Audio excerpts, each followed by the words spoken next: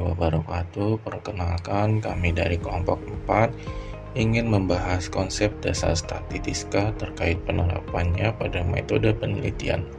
Dasar statistika terkait penerapannya dalam metode penelitian. Pengertian statistika. Statistika memiliki sejarah yang panjang dalam sejarah peradaban manusia.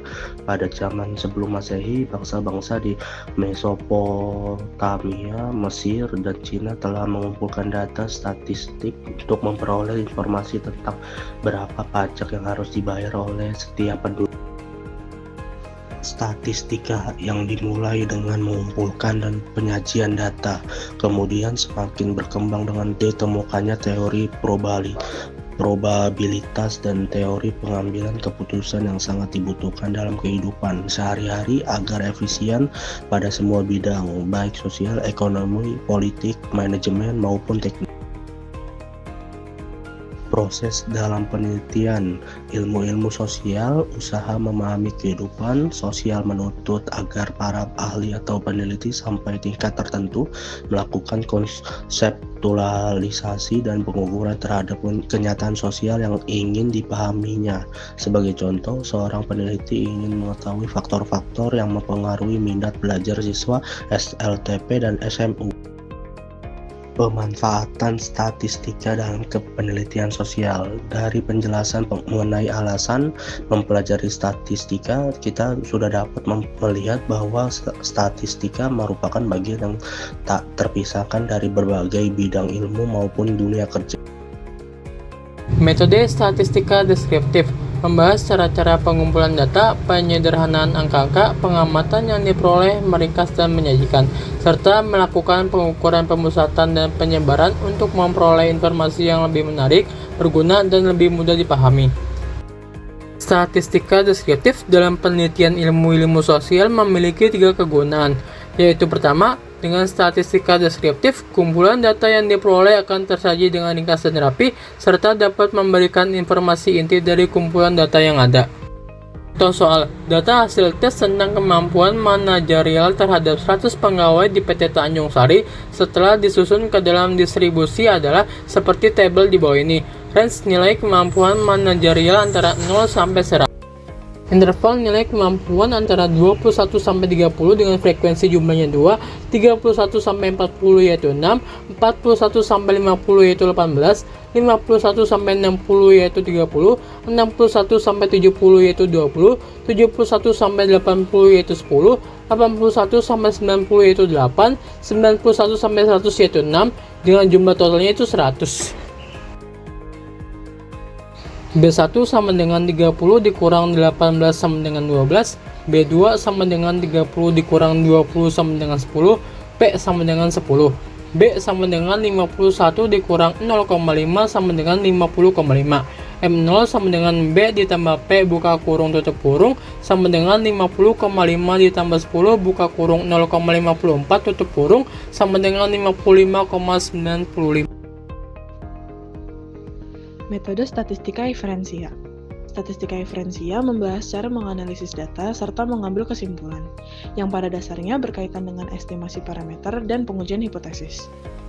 Metode statistika inferensia adalah metode yang berkaitan dengan analisis bagian data sampai ke peramalan atau penarikan kesimpulan mengenai keseluruhan data. Sebagian data suatu variabel dikenal sebagai sampel, sedangkan keseluruhan datanya adalah populasi. Contoh soal. Berikut ini adalah hasil pengamatan penulis tentang uji hipotesis rata-rata. Sebuah sampel terdiri dari 10 nilai mata kuliah pengantar analisis real dari mahasiswa Rombel 2 Pendidikan Matematika Angkatan 2011. Datanya adalah sebagai berikut.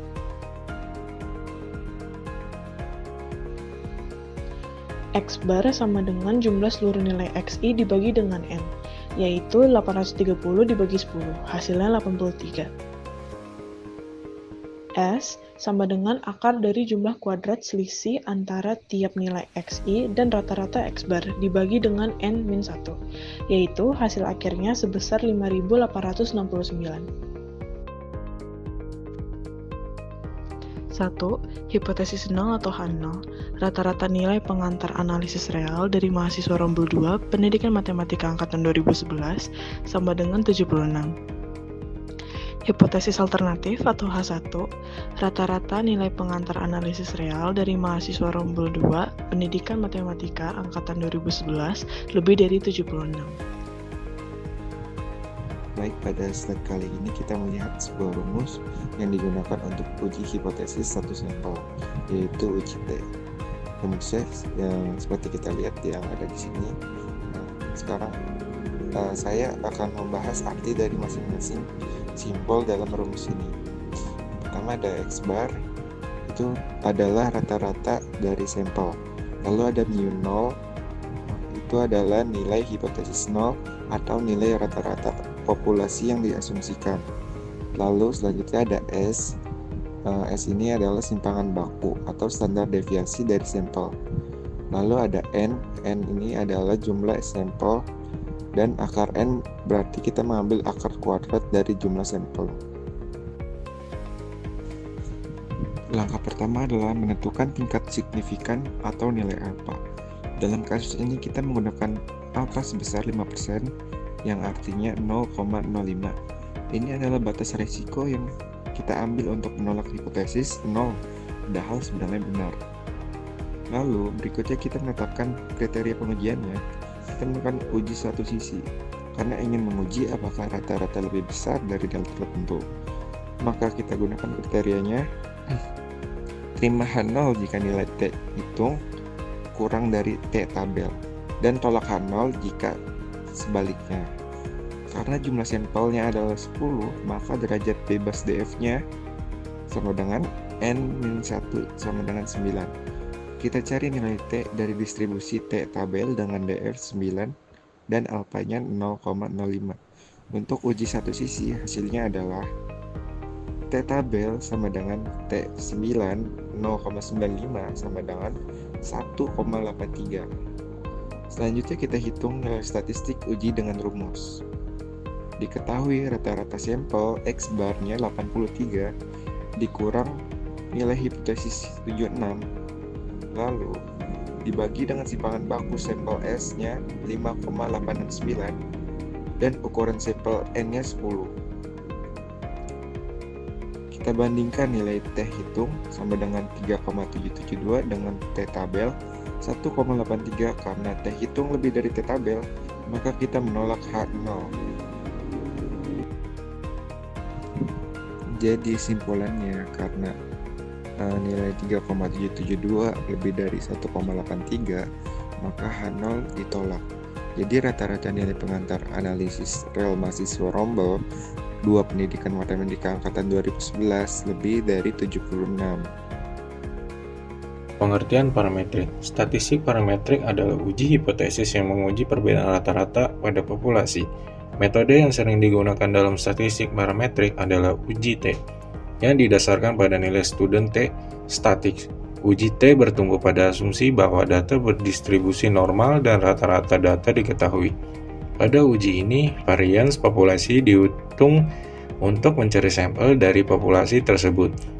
Populasi diperkirakan dengan bantuan skala interval dan variabel yang akan diuji hipotesisnya. Di sini ada contoh soal uji Payret sampel T tes. Judul penelitian pengaruh penelitian public speaking terhadap kepercayaan diri mahasiswa.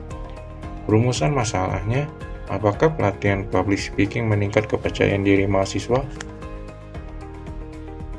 Berikutnya ada contoh soal. Di sini terdapat data nilai pre-post test mahasiswa sebelum dan sesudah. Dari sini kita bisa mendapatkan nilai selisih, yaitu D adalah 10, 13, 7, 9, 7 yang didapatkan dari mengurangi nilai sesudah dan nilai sebelum.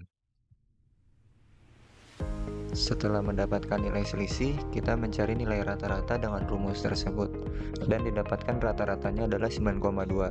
Lalu kita juga menghitung standar deviasi atau SD dari selisih, dan hasilnya kurang lebih 2,39. Pada slide ini kita masuk ke bagian inti dari analisis statistik parametrik, yaitu menghitung nilai T untuk uji T berpasangan. D pada rumus adalah rata-rata selisih yaitu 9,2. SD pada rumus adalah standar deviasi selisih yaitu 2,39. Dan N adalah jumlah pasangan data yaitu 5. Setelah memasukkan semuanya ke rumus, didapatkan hasil T adalah 8,6. Langkah selanjutnya adalah membandingkan nilai T. Hitung dengan T label T kritis untuk menguji hipotesis menggunakan derajat kebebasan yaitu N kurang 1 sama dengan 4. Dan angka signifikansi 0,05 untuk dua sisi, maka T kritis sama dengan 2,776. Kesimpulannya, pelatihan public speaking secara signifikan meningkatkan kepercayaan diri mahasiswa.